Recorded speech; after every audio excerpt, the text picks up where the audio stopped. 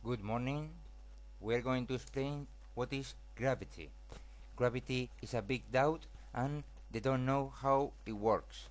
They think it depends on the mass of the object, the gravity that this object generates, as I say, in the depending on the mass of the object. But that is not true, and it has a big contradiction.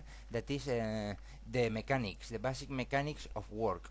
Gravity makes work when it is attracting a thing. It makes a physical work, measurable in work units. So we have, by simple common sense about energy, we know that energy transforms from one state to other state, showing work in these two different states. No, so we gravity is an energy manifestation because it makes a very big work. No? And what do we have in the planets or in the stars that is energy, that is something energetic? It's not combustion. Combustion of that's is energy, but it's limited, and we have planets without any combustion of fire of so that generate gravity. No, so um, we have, for example, the rotation. No?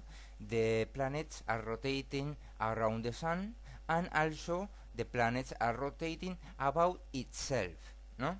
So these are works, and these are these are energy manifestations that later we will relate it with the generation of gravity in the celestial bodies. No, uh, so we don't believe that gravity depends on the mass of the object. We don't believe in space-time traveling. We don't believe in wormholes interconnections or black holes interconnection. And we doubt a bit about the dark matter, etc. But what is gravity?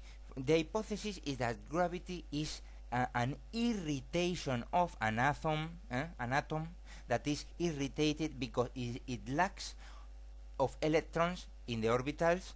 So it is stable, an atom, when has a certain numbers of electrons, neutrons and protons all in balance. It is in balance.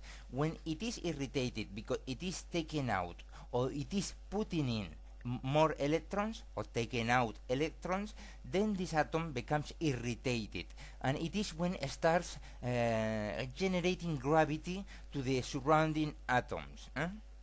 That is the hypothesis. So it is and another example of this type of phenomena is the electrostatic principle. When we rub a pencil of plastic, we rub it against the clothes, and it attracts little pieces of papers. No, so in electrostatics we have this phenomenon. An atom that has been rubbed, depending on with what has been rubbed, this atom lacks of electrons, then generates gravity, generates attraction of other atoms, one type of attraction. Or the other thing is, when it's rubbed against other type of material, it is given in electrons. It is irritated in a different state and also generates gravity. No? Why it wins or it loses electrons when it's rubbed? Because of hardship. No, different hardships of the material rubbed make that one gains electrons to the other. Okay, and we have to be aware that this is not a hypothesis. The electrostatics, it works like this. When you take a pencil that is charged with excess of electrons and you oppose it against other pencil that is likely charged with excess of electrons, they repulse. They throw away each other. But if they are charged, irritated in a different sense, one with excess of electrons and the other with lacks of electrons, then they attract themselves. These are different polarities for the atom irritation, electrostatic irritation that generates gravity. So gravity is the same that electrostatics, but just the rubbing inside the atom takes out or puts in electron. It goes well deeper in the atom. So the force is bigger, but the type of force that generates electrostatics is the same as the gravity, no? And how it works, this how is done this mechanical cooling? Probably we know that there are particles smaller than electrons, protons, neutrons. It is an these electrons or protons or neutrons, they are made of smaller particles. So one of these type of particle is the one that becomes irritated in the atom and makes the mechanical cooling, the attraction of the atoms to the to that type of particle in other atoms. So we don't know what particle can be, but it should be something quite basic, no?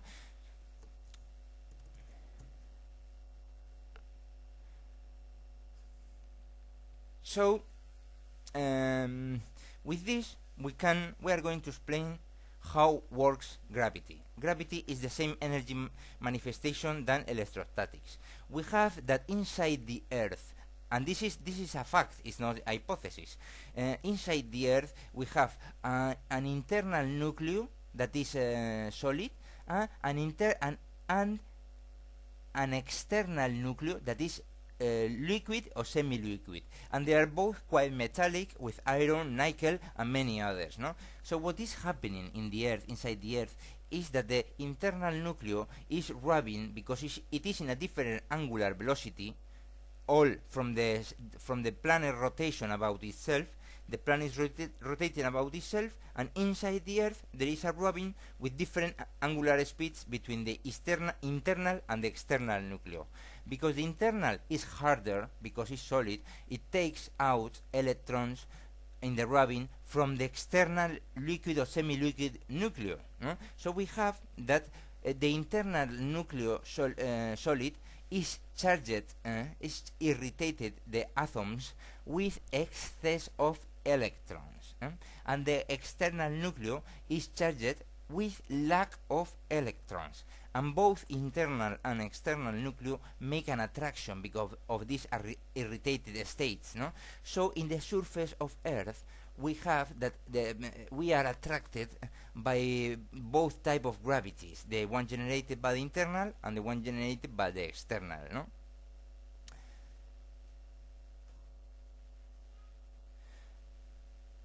Okay. And this is the hypothesis of what is working in. We have to understand that there has been research done by the propagation of seismical waves along the Earth, and also about the Moon. Also, it has been done already in the Moon. And both have the same inner structure, a liquid or semi-liquid external nucleus and a solid internal nucleus. They are rotating at different speeds, and they generate, it is a work in the rotation of the Earth, and with the friction the atoms becomes irritated and they start calling attraction. So we have that in the Earth what is happening is that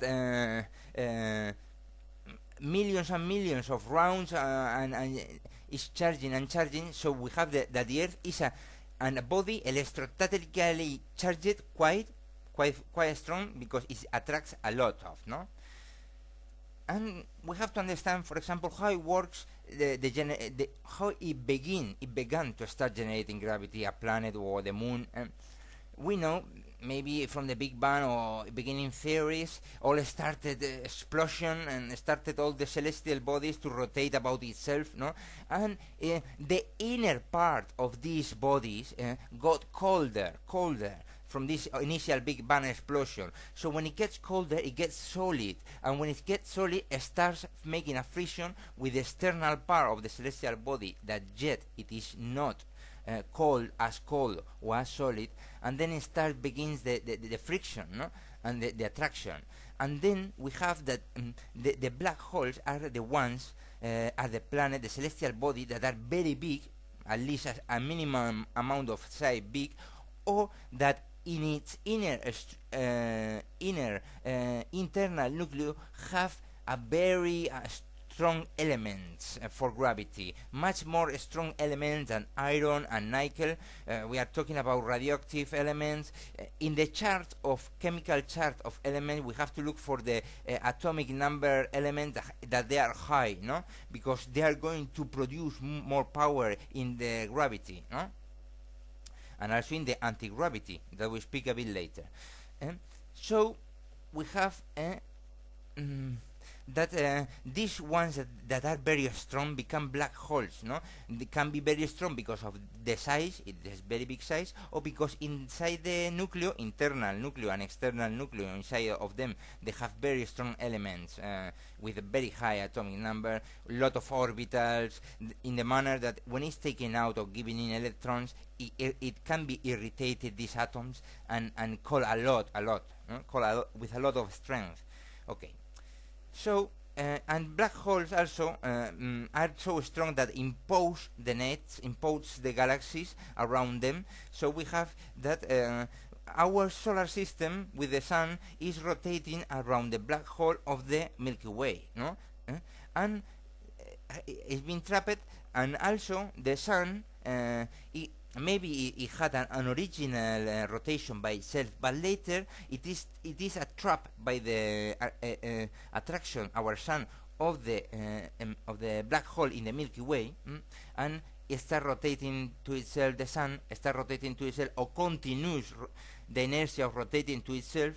This rotation gives sun's gravity, and that which calls to the Earth gravity. The Earth is rotating about the sun because of sun's gravity over the Earth, and makes also the Earth rotate about itself, and is when it begins gravity the Earth, or is continued from the Big Bang, this rotation about itself, etc. Hope you understand, no? I mean, a celestial body attracts other celestial body. This one rotates about this first celestial body, but also starts rotating about itself. This second celestial body rotating about itself, generating gravity. Sorry if it's a bit heavy.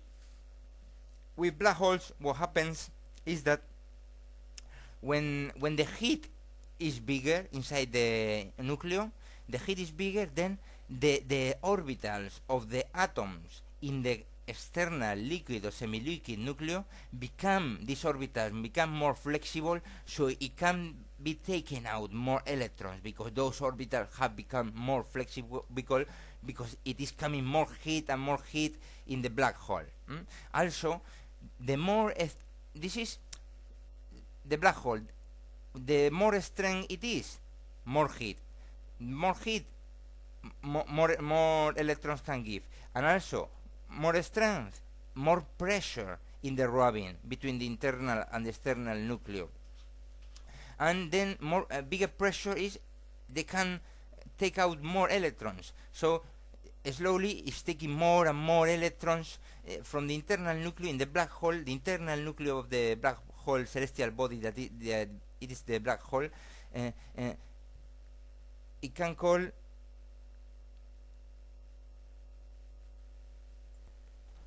So, as I say, this was the explanation of how a black hole originates and how it grows itself. It is self-feeded. At the end, maybe it consumes all the electrons of the atoms in the external nucleo, internal nucleo, in the external, and it begins a fusion, and then it begins a star, or maybe this explanation about the rubbing between the internal and external nucleo and the taking of electrons, this forcing forcing the atoms, is the explanation, can be the explanation for black holes, stars, and gravity as well. Okay, so now we have to think that anti-gravity. How do we explain if it can exist anti-gravity or not? We know the example of the electrostatic force, that they repulse each other. They move away from one to another when they are irritated in the same manner, either by excess of electrons or lack of electrons in the orbitals. So it is the same with the Earth gravity. We have the two type of forces. We have both type of forces. The internal nucleo that is with excess of electrons and generates that type of gravity, and the external nucleo with lacks of electrons on the orbital that also generate a certain type of gravity. But we have to understand in terms of engineering to make a machine that can generate gravity to oppose to the natural gravity of the planet. The easiest thing is to try by excess of electrons, because we know electrical current, electrical flow from the socket of the wall of your house is just flux of electrons. They are coming on electrons. So we have to design an engineering machine that generates gravity by excess of electrons, so it can be focused against the Earth, and it will repulse the internal nucleo gravity generated by the internal nucleo by excess of electrons, because they are both type of irritation of the atoms, no? So it is a question of time to develop this thing. When we know the principles, when we know these principles, we have a good direction for making research with all the different machines that have the physicists, no? And we have to see also that this is a very effective force. Gravity and also electrostatic force, which are the same phenomenon, are very effective because with a very low rubbing of the pencil, it can attract small pieces of paper that weigh 0.1, 0.01 grams. It is quite a lot by the little electricity employed. So imagine why Earth, or why the Sun, or why the black holes are so strong, attracting from very, very, very far away, no? So all those UFOs we see around there, the ones that are true, but probably they work with this type of principles, with anti-gravity and gravity. Also, the horizontal movement that can have a spaceship, or a simple we want to develop airplanes that are safer than the ones with blast jet engines, no?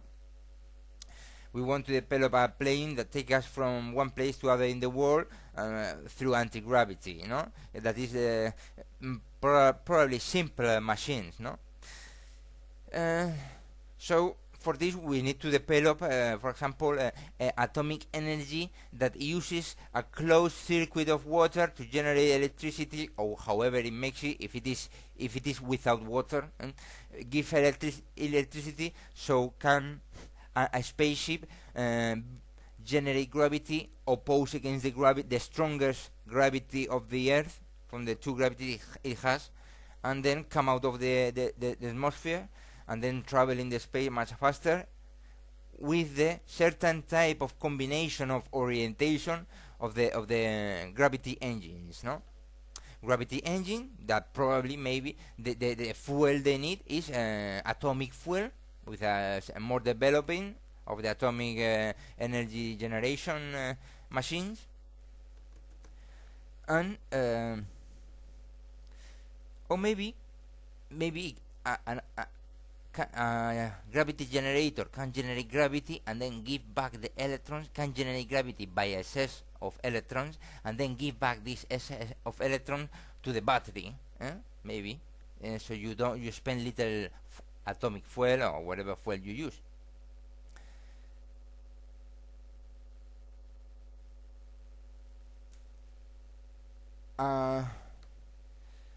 Okay, I hope you have understood what is gravity, and how to relate this type of atom irritations with stars, planet gravity, black holes. As I say, it's very efficient, so we have that type of work. Rotation about itself is a type of work because it moves things. Also, angular rubbing inside the Earth. There is a rubbing, then there is also an energy transformation there, an energy manifestation, and we have to understand that despite the angular velocity of a star or a planet is low, the linear speed at the point of friction inside this celestial body between the internal and the external can be very fast, because the angular velocity, the linear velocity, is the radius times angular velocity, and easily can be fast enough. So we have to understand that there are different factors which determine the final outcome of the gravity of a body. No, is this the type of materials, or in the chart of elements that are being irritated in the internal and external nucleus? It is the amount of dust that that is above this nucleus until the surface of the Earth. The amount of has been attracted along the creation of the planet, all the dust, different materials, layers, up to the surface, and etc., etc. Thank you.